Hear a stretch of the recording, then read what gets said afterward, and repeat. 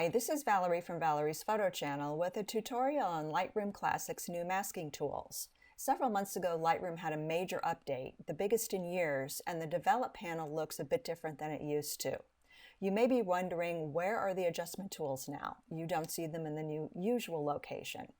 And the new layout, you can still see the crop tool, the spot removal tool, red eye reduction, but you have a new icon here. It's a circle with dots around it. This is the new masking tool. And if you click on it, it opens up the brand new masking panel.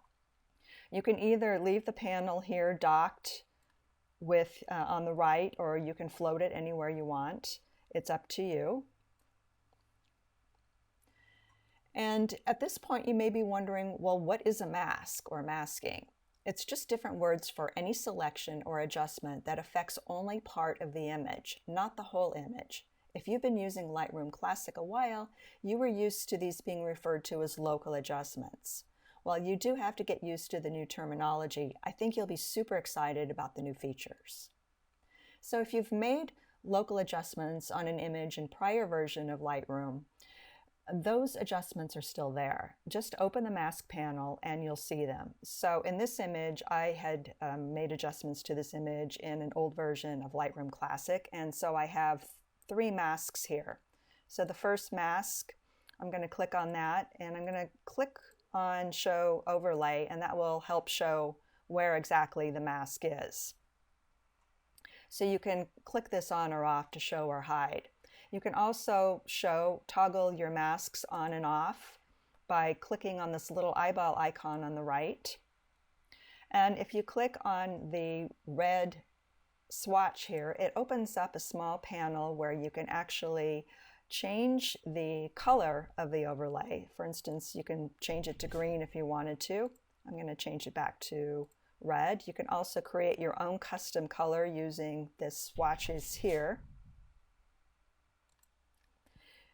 You can also adjust the opacity of the overlay, make it darker, lighter, whatever you like. You can also change how the color overlay looks. So you can change it to color overlay on black and white, image on black and white, image on black, image on white, and white on black. And this is what you would typically see in Photoshop, is the white on black mask. So I'm going to go back and leave it the default color overlay. Also down here at the bottom, you can change the affected area. So typically you will see the overlay on the area that's masked. You can also change it to the opposite, to the unaffected area. It's up to you, but I like to keep it on the affected area. And I'm just going to click on the X to close this, and also show you that you can access a similar menu if you just click on the 3 dots next to the swatch. You can change your color overlay here, toggle the overlay on and off, and also access that little color panel down here at the bottom. So while at first all of this may seem a little more complicated than before, once you've gotten used to it, you'll appreciate all of the new things you can do. And of course, over here in the masks, if I click on a mask, you have the same effects panel as you had before. So you can go here and make your adjustments just like you did before. But I'm going to go ahead and show you some of the fun new tools. The first is the Select Subject Masking tool. This is one of the really cool new features. It uses Adobe's AI technology to identify and select the object of your photo so that you don't have to use the adjustment brush to carefully brush over it. In this photo, I'm in the mask panel and I'm going to add a new mask. I'm going to select the subject. The AI is detecting and refining the subject, and there we have our mask. And I have the Show Overlay selected so that we can easily see how nice of a job that the software did to select the puppy. So from here, I can just go ahead and make any adjustments I want. So say I want to add a little texture, maybe a little clarity. And you'll notice that as soon as I started playing with the effects sliders, that the overlay disappeared, so that won't get in the way of being able to see what you're doing. So now what if I wanted to make adjustments to just the background and not affect the puppy? Well, there are two ways of doing it. I could make a duplicate. Let's just go through the first way. We could make a duplicate of this layer, of this mask. So I'm going to click on these three dots and click on Duplicate Mask. And first of all, let's go down to our first mask, the puppy. And I'm double clicking on where it says Mask 1, and I'm calling it Puppy. So you can rename these, and it's really helpful to avoid confusing yourself over what you're doing. And then let's go to the copy, and let's call this background. So now if I want to make changes to the background, what I need, remember we had the puppy selected. The puppy was our subject here. So in order to, and this is just a duplicate, right? So this is a duplicate of the puppy layer. So in order to get the background, this is where we use this tool called Invert. So I'm clicking on the three dots, and oh, here's something you have to be aware of. You have to be on the subject, not the top level mask, but you have to be on where it says subject. And on those three dots you click, and that's where you'll see Invert. Then I'm inverting my mask, and now you see the background is masked instead. So then I can go ahead and just double click the effects panel here to reset it, and I can make whatever adjustments I want. Let's say I want to maybe make it a little bluer, maybe take down the exposure, and I'm going to click done. Well, actually I'm going to open that back up. So now we have two different layers, one with the puppy and one with the background. So can toggle off the puppy off and on, and you can see just the subtle differences in the puppies in the textures here, and I can toggle off and on the background. Now the other way of instead of making a duplicate and inverting, you could also just select the subject again, select the puppy again on a new mask, and then invert it. So there's always more than one way of doing things in Lightroom. Now what if, let's take it a step further, and let's talk about Intersect Masks, which is another cool option here in this Masks panel. So we've already got our two layers. We have our background and we have our puppy on two layers. Now say we want to change something about this wood here, but we don't want it to affect this blue area, but both are part of the same background. So we're going to use Intersect. So I'm going to create a new mask. I'm just going to select the subject again.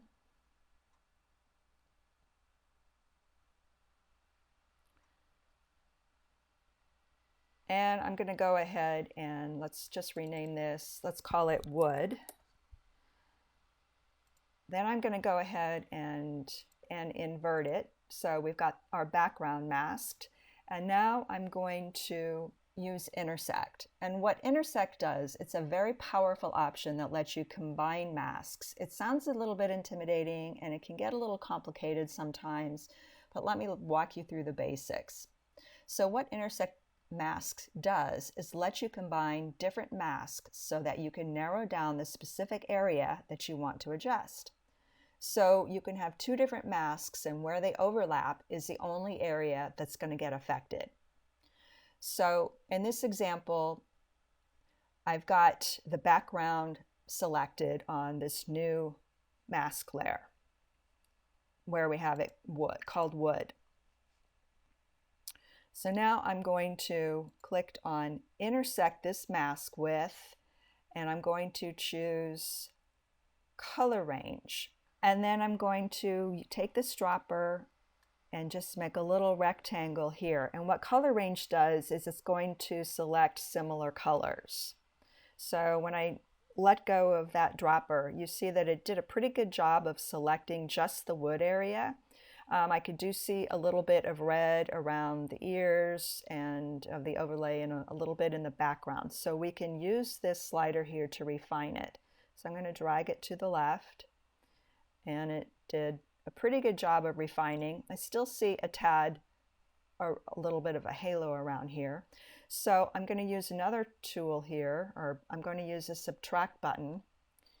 Click on that, and I'm going to subtract from the mask with a brush. So this will give me, you've seen this before, you can make this larger or smaller using the wheel on your mouse. And I'm just going to erase the little halo around here, and now we have a pretty nice selection.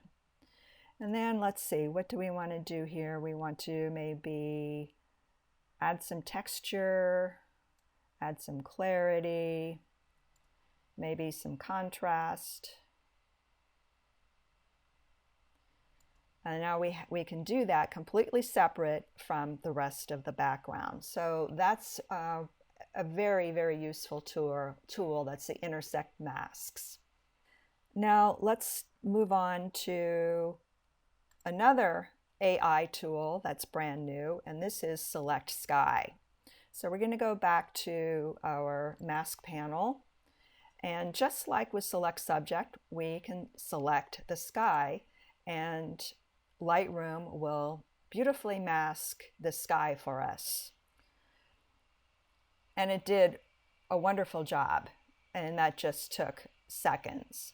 So then from here, we can go ahead and make any adjustments, our local adjustments here, maybe make it a little bluer, maybe take down the exposure. Of course, we can also work with just the foreground and separate from the sky.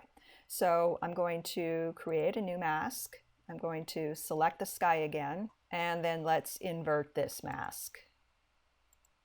So now we have the foreground mask, and let's just call this foreground so we don't get it mixed up. So then from here we can go ahead, maybe we want to add a little bit of contrast, maybe some clarity, maybe a little saturation, whatever we want to do here. Oh, that's way too much saturation. Let's pop that down. So again, that's completely separate from what we did here. So we have our foreground off and on, and we have our sky mask. Just double click here, we call it sky. And again, we can toggle that on or off.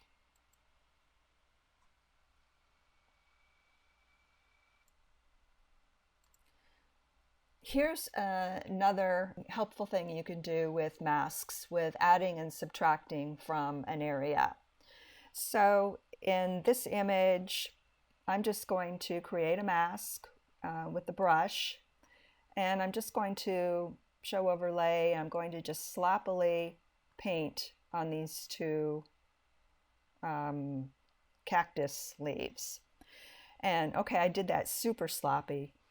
So of course, I don't want, if I make some adjustments, I'm going to do something crazy, like just make it really bright, okay? And of course, we don't want it to show around the edges. We want it to be limited just to the leaves. So let's just go ahead and click on Mask.